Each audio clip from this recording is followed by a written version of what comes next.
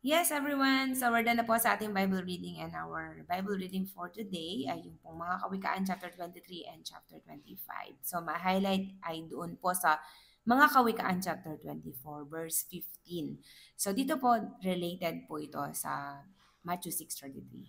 Seek ye first his kingdom and his righteousness, and all these things shall be added unto us. Why? Tingnan po natin. So, basahin po natin mga Kawikaan chapter 24 verse 15. Sabi niya, ang tahanan ng matuwid ay huwag mong pag-isipang pagnakawan, ni gagawan ng dahas ang kanyang tinitirhan. Sapagkat siya'y makatatayong muli, mabuwal man ng 7 ulit. Ngunit ang masama ay dagling nababagsak sa panahon ng kahirapan. So, related po talaga yung wealth. Wealth is a result of having a life that truly honors and honor, amen, the Lord, no? At pagkakaroon ng matuwid na buhay, no?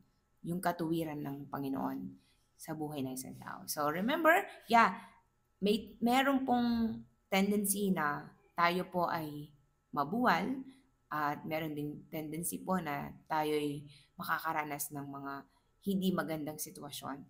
But remember na kapag ginagawa po natin ang kalooban ng Lord at nais ng Lord, at yung nakaka-please sa kanya, amen. Remember this, kahit ilang beses po tayong mabuwal, no, tayo'y siguradong tatayong muli, no?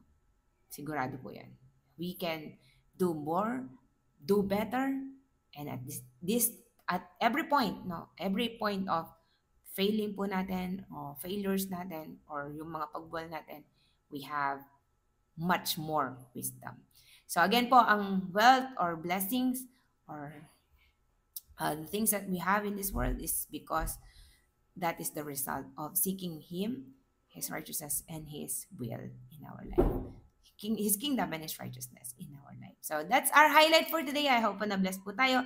Let's continue to meditate and read the Word of God day and night, no, so that we can apply it, or we will apply it, and whatever we do, no, it will prosper. God bless.